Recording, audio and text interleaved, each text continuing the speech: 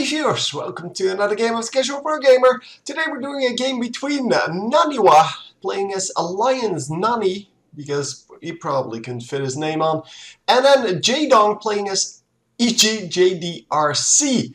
And yeah, as you can see, Protoss versus Zerg, so something different than we normally see. And yeah, fun fact here, you can actually bet on some of these sites for not real money, but virtual money. And 99% of the bets went to Jaedong for this best of 5. So yeah, I think he has the best chance to win. Even if you don't know anything about Starcraft, that should be your bet. Anyway, yeah, 99%, I've never seen that. I've seen 100%, of course, because that is when people just, yeah, there's one or two guys then betting on one player, and yeah, that makes it kind of obvious, but 99% means that there's a lot of players betting and just only one guy voting for Naniwa. It's, yeah, it's kind of sad. But it is the way it is. Realistically speaking, the Koreans are way better than the Swedes. So, Naniwa is from Sweden, and Jaedong, of course, from Korea. Jaedong, of course, has a huge career in this game. Well, not so much this game, but its predecessor. And yeah, I think I've said that like a million times already. So you should know that by now if you do follow the videos a little bit. Yeah, there aren't a whole lot of people who actually follow the videos. Might want to start doing something about it. Anyway, this is game 1 of the best of 5, as I said, and yeah, we're going to see at least 3 games. If it doesn't go to game number 5, I will upload some anti-spoiler videos. Of course, if you just watch, wow, we're getting pylons behind the base and then a photon cannon. By the way, if you just watch game 1, 2, 3, 4, and so on, yeah, you shouldn't have a problem. You should just always see this. Or always see everything, and you never will run into the spoiler videos. But of course, there are a lot of people who start watching at game number, yeah, mostly the last game that the series has. So game number 5, and if you do that, so the cancel goes down. Very smart actually, because he now has, if he lets this finish, yeah, 400 minerals invested in this, plus the cancels on those pylons, which are like 25 minerals each. So that's another 75, and that all of that for 75. So for 75 minerals. So yeah, really expanding here. Yeah, because it's not actually overextending. He expended too many minerals, and as you can see, 2 hatcheries going down. He is expecting another harass here from the forge. Well, from the pylons with the well, with the cannons, but there are Zerglings out now, so he should be able to pick off this this probe as soon as he can find it. The problem is, of course, you need to find it first. So for now, everything is okay, and we are getting simulators up. As I said, this was a little bit too much of an investment, but he did prevent the base from going down. This queen has to run all the way across to this base, and it's going to take a while before this base can actually be taken. Maybe Jaedong will finally go for some roaches this time, because he tends to go for only Zerglings and Banelings, and that of course is no good. Zerglings and Banelings are not very good against Terran, at least. Against Protoss they are okay, I guess, but the Banelings really don't do a whole lot. You normally want to go for roaches anyway. But yeah, at least then you know that they're going to be bad, and you probably won't go for them in the first place. So we are going to get quite a few well, drones out. Only drones produced here. We are starting to build up some army on the other side, but it is only the first zealot. So yeah, nothing really going on here, it seems, except for the fact, well, that he did fast expand. But yeah, we saw that from the pylon that he placed over here, that he wanted to do that. So yeah, not a big deal. We are going to get a Stargate out. The Stargate is going to be, well, hidden here. It's not or it doesn't seem to be very hidden, but because it's behind the cannon and it's close to the base, but not on the outside, so this would be the outside. The outside gets scouted, but the inside rarely gets scouted until there's a big attack coming in. And yeah, these structures still under rest, so yeah, there's that. So we are going to get this going. Come on, get the surround. No, I'm not rooting for Jaedong at all. No. No, you can't get the surround apparently without the speed upgrade. And the speed upgrade is still researching, so there's that. And the probe might actually start building something here. We have 700 minerals here, 800 minerals. That normally means that he's having trouble getting his tech up to the level that he wants, because normally tech units of course cost gas, and yeah, well, you can see exactly why that would be. I mean, he now spent all of it, so I don't know what he built.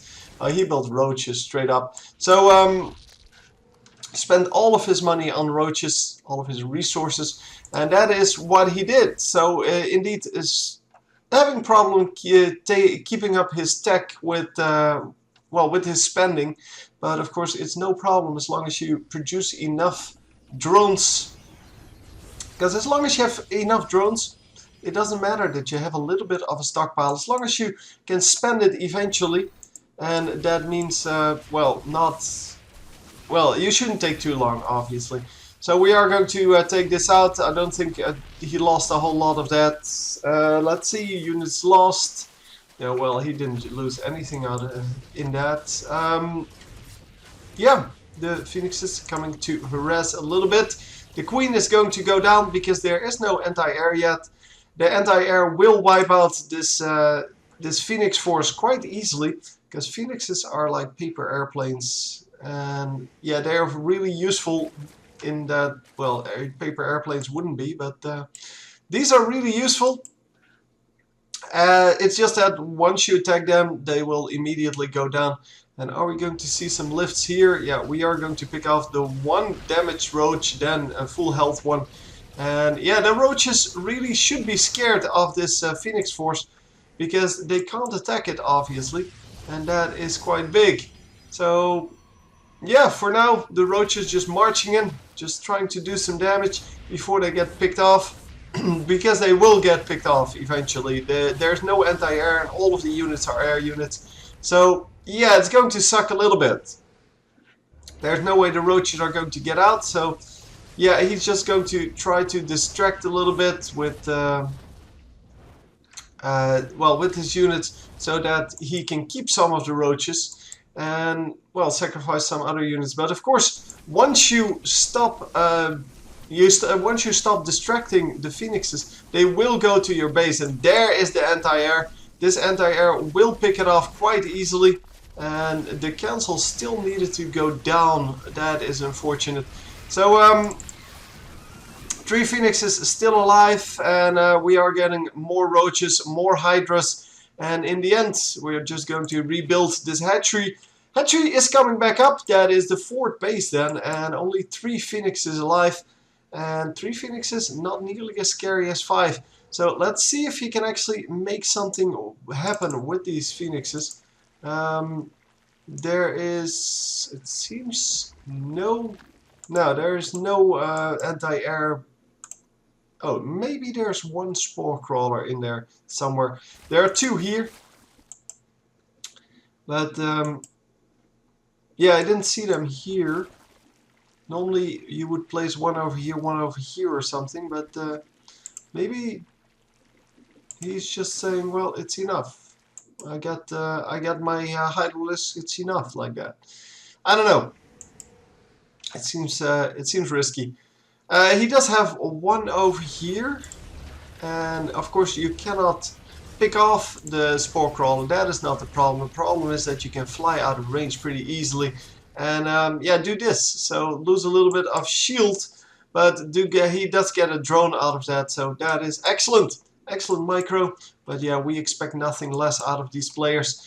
So yeah, Naniwa is a very, very good player. Don't get me wrong. I mean, I just found it hilarious that there was 99% bet on him, and it doesn't mean that, or on against him, I should say.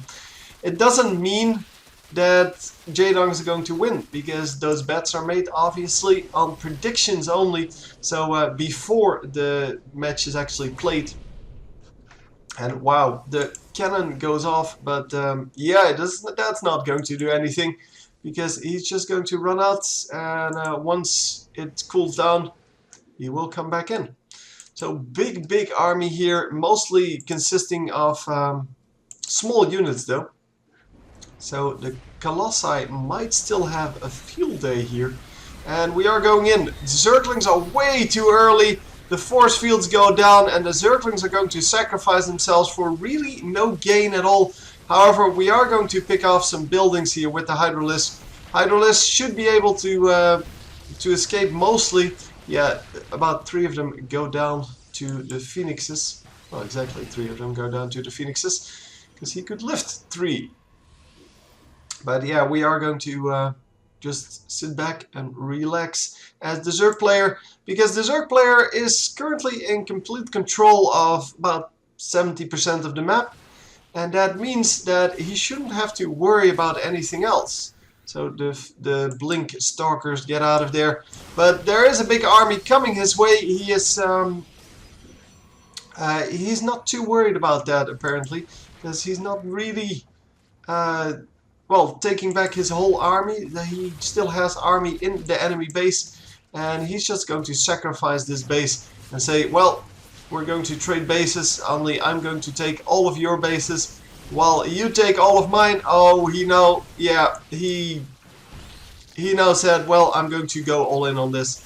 Of course, the Zerg can build buildings wherever they want. The Protoss still have to build pylons, so there's that. But are we going to see anything built like over here somewhere? Because that is what I would expect. This base race, I'm not sure who's going to win this. Of course, he needs to fly out. Yeah, he needs to fly out his overlords. Although shots on overlords means less shots on drones and of course his buildings. But all of his buildings are going to go down, so he needs to build something. I guess he's going to, yeah, he's going to put up a defense over here. And that is exactly what you need to do. So, yeah, the Protoss can, of course, still build simulators elsewhere on the map. And we are going to counter-attack here. 2 bases have gone down for both of them. And is that going to be it? Yes, all of the Colossi are going down. And, yeah, all of the Stalkers are going to go down. But are we oh no, there's no way he's going to defeat the Zerg army. Zerg army really strong, really high range. And of course the Stalkers should do very well against that. But they don't really do very well against Roaches. Roaches so strong. But yeah, and of course the Hydralisks do a lot of damage. So if you don't pick them off, then yeah, that is going to suck for you. Immortals, of course, very, very good against Roaches. They do 55 damage against Roaches. I guess 50 in the beginning, but by now 55. Yeah, there you go. And yeah, he couldn't really defeat that army. And you can see without those really big units like the Colossus and the Immortal, there's really nothing he can do against these Roaches. And there are so many of them. So yeah, in the end, it was a good base trade for our Zerg player, because he got to keep his big buildings and yeah, could keep producing units. So obviously he would have just rebuilt them. Oh, he already rebuilt both of them, in fact.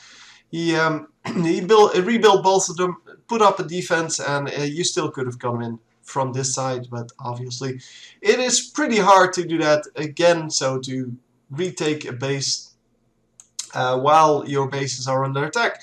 So a 2 for 2 base trade, but yeah, if you have 4 bases you can lose 2. If you only have 3, that is going to be more of a problem.